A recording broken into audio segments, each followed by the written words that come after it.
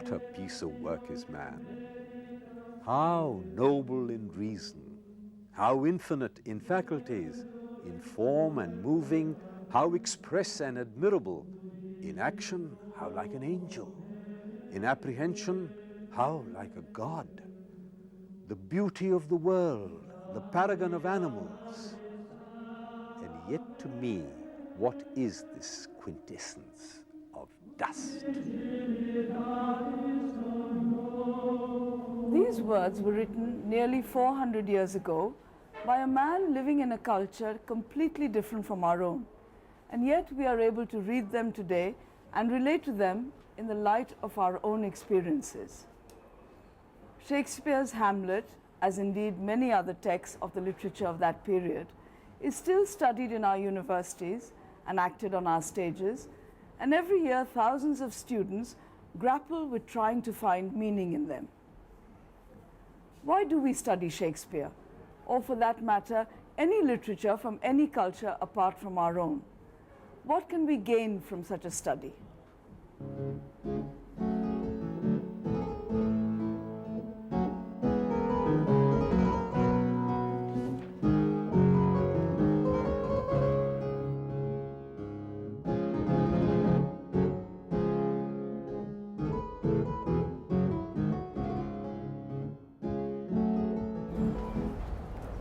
Literature, according to one definition, is a record of human experiences, and the study of literature an attempt to understand those experiences. But literary texts are not written in a vacuum.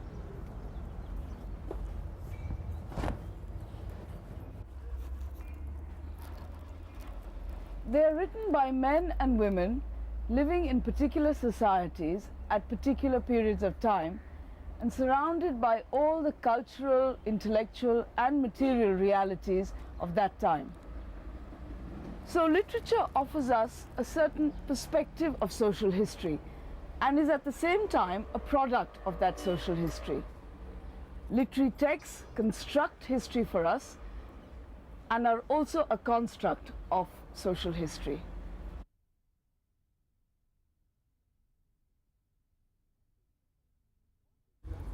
What we will attempt to do in this and later programs is to study the literature of England of a particular period in the context of the developments in the fields of art, science, philosophy, and political economy, and to relate this study to our own situation today.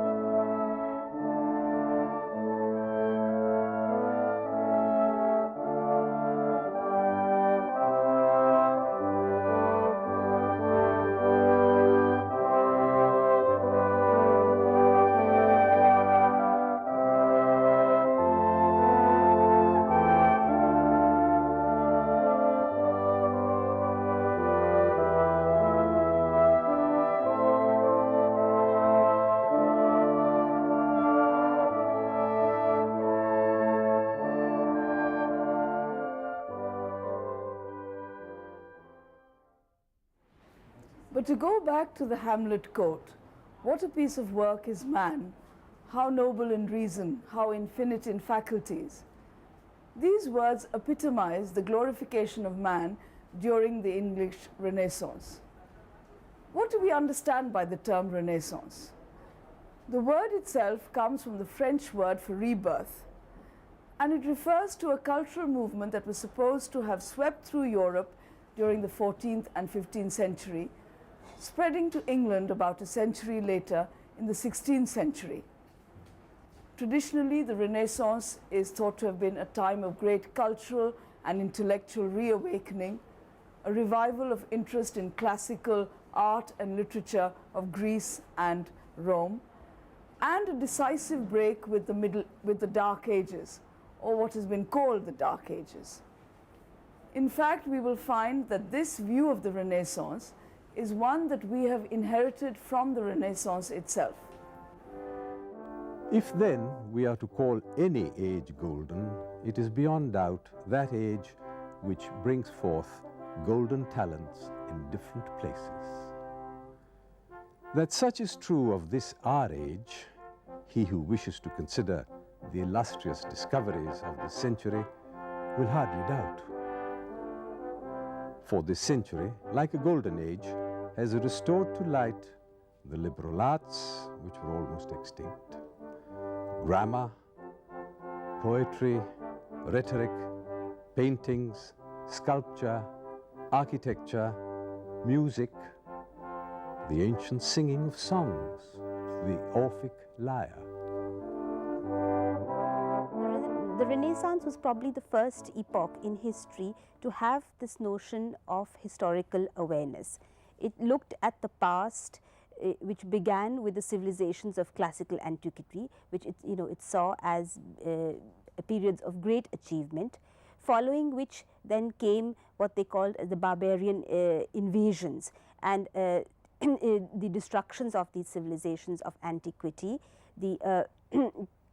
and what the Renaissance described then as an age of darkness.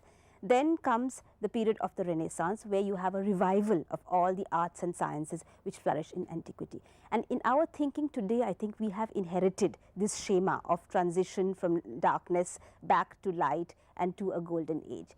In fact, however, the Renaissance revival of the sciences of antiquity, of humanism, was far from being just a blind imitation. It was really a fusion of Christian ideas from the medieval age and the Renaissance interpretation of some of the ideas of Plato and Aristotle. And in fact, a lot of the cultural ferment which finds full flowering at this time is something which had been germinating over more than a century during the later Middle Ages. Generally, the Renaissance is dated to, or is started, or is viewed to have been started in 1453, the date of the fall of Constantinople.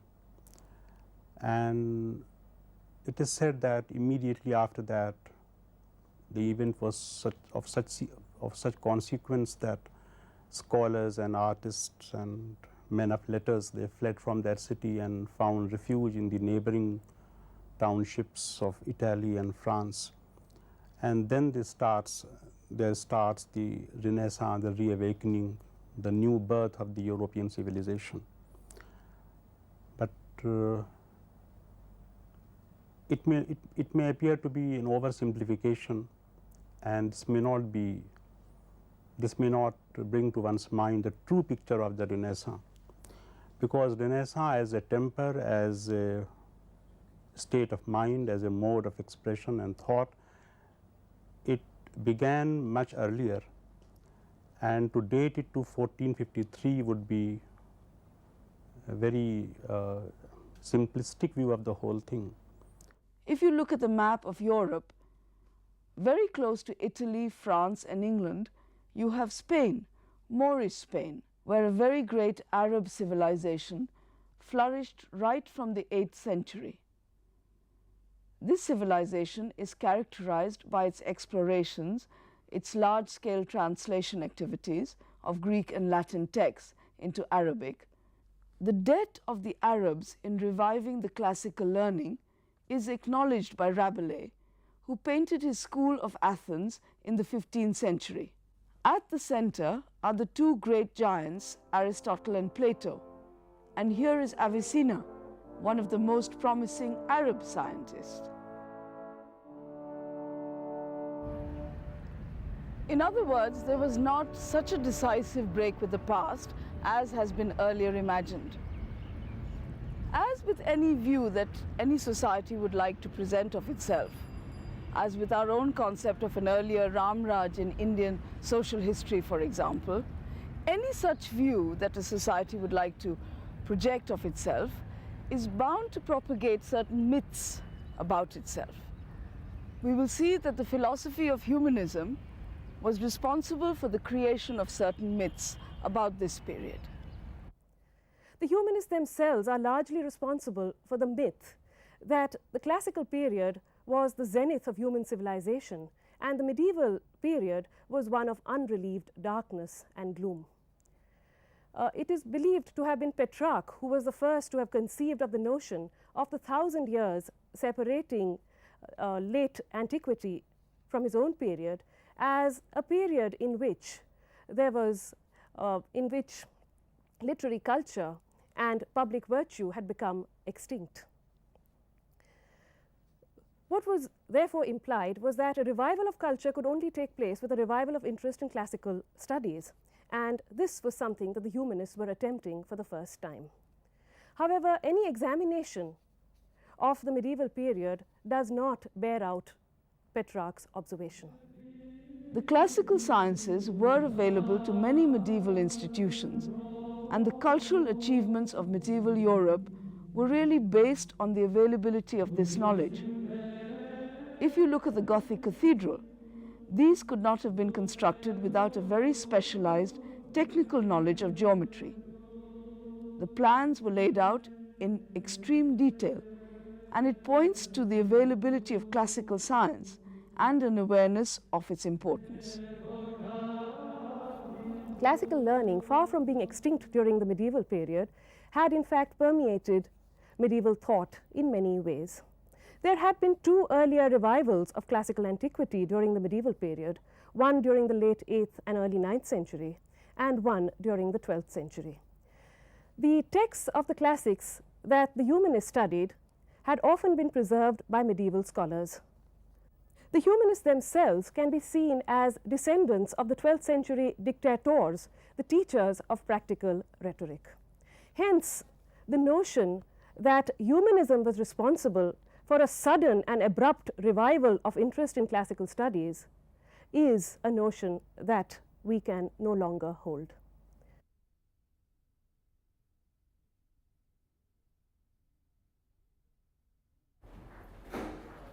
But none of this is to minimize the actual achievements of the European Renaissance itself. This certainly was a time of great discovery and exploration, and great achievements in the world of art, science, philosophy, and of course political economy. It would not be an exaggeration to say that Western civilization as we know it today, and the domination of the rest of the world by Western civilization, is an outcome of the trends that can be said to have started in this period. Although the scientific revolution came much later, in the 17th century, it was the contributions of the Renaissance scientists that made it possible. Renaissance philosophers analyzed and formulated the rules of deductive and inductive logic by which scientists worked. In mathematics, the Renaissance made its greatest contribution to modern science, and artists like Leonardo da Vinci furthered the experiments of the mathematicians with the geometry of space in their work on perspective. But the greatest contribution of the Renaissance was in the more practical fields of technology and navigation. The most important technological advance was, of course, that of the printing press with movable metal type, which must have revolutionized communications in much the same way as the invention of writing in prehistoric times. In the fields of cartography and navigation, intrepid travelers had already put to the test theories that the earth was round rather than flat, opening up new routes to various parts of the world, motivated perhaps as much by economic considerations as by reasons of scientific discovery. When Marlowe's hero, Dr. Faustus, fantasizes about sending the spirits to fetch him whatever he pleases from various parts of the world, he is talking of very real possibilities in the context of late 16th century Europe. I'll have them fly to India for gold, ransack the ocean for orient pearl, and search all corners of the newfound world for pleasant fruits and princely delicacies.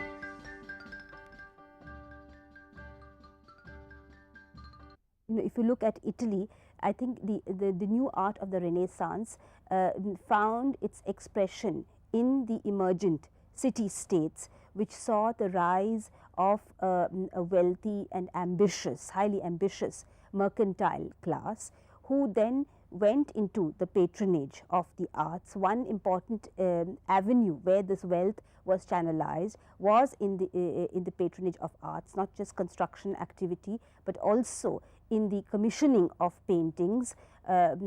Paintings, well, they were either oil paintings or portraits, which then one could, possess and hang up in one's homes as an important status symbol, as an important sign of conspicuous consumption, which was the passport to social status. But also the commissioning of frescoes in churches, in chapels. This was also extremely important for this new mercantile class, because it was, well, first certainly the path to salvation seemed to be ensured by your commissioning of frescoes in the church, but it also ensured the family who patronized it, fame in this life and in posterity.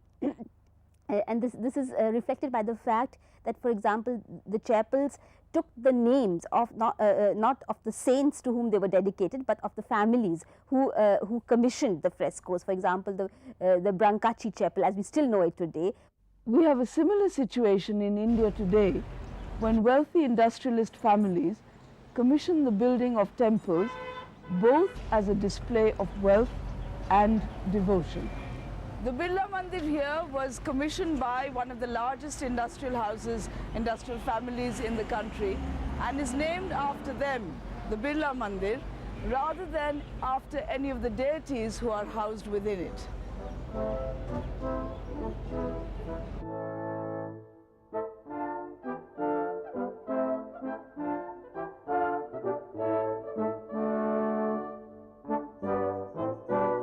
During the Renaissance, it was the accumulation of material wealth that made possible these achievements in art and literature, particularly the development of a new visual language in the oil paintings of the period. Because oil painting can very effectively reproduce certain tactile qualities. It can reproduce the texture of certain kinds of materials, of textile, of velvet, of satin. It can reproduce the folds of drapery in a very effective way.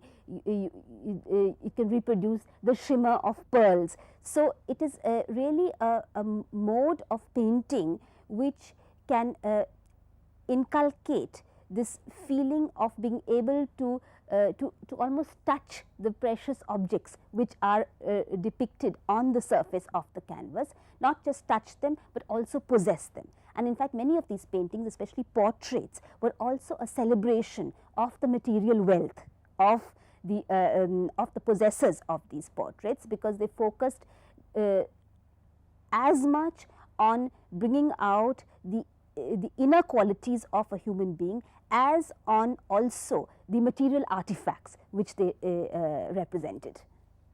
The art and literature of any period, therefore, reflect not only the prevailing concerns of that period, but also the material conditions that make the expression of those concerns possible, as in this exhibition of a contemporary young artist in our own society today.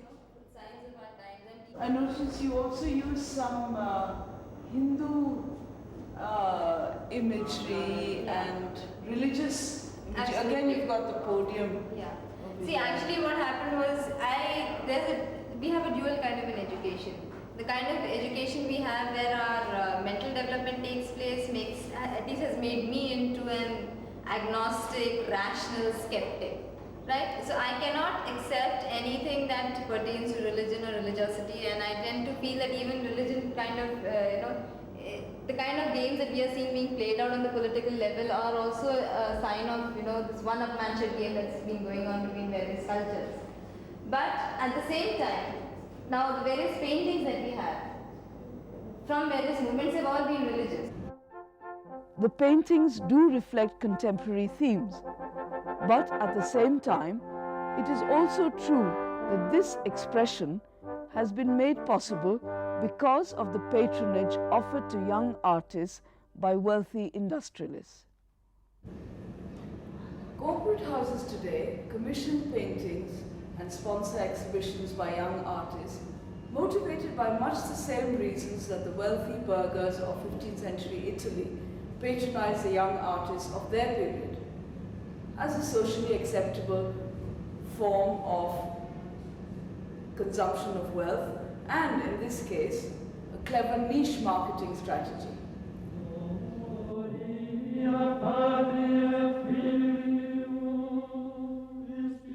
During the Renaissance, the church was also one of the important patrons of art and architecture, as in the case of Michelangelo painting the ceiling of the Sistine Chapel. These paintings also reflect the contemporary Renaissance concerns about the changing relationship between man and God, and the new awareness of the infinite potentialities of human beings. And so some of the greatest achievements of the European Renaissance that we see reflected in the art of a Michelangelo or a Leonardo da Vinci, as much as in the theories of a Copernicus or Galileo, or in fact in the access to knowledge through the printed word with the establishment of the printing press, led to a completely new way of looking at man, a move away from a God-centered view of the universe to a man-centered view, which is still with us today. It is a recognition of the infinite potentialities of human beings, as well as of the infinite possibilities for social mobility being opened up to him.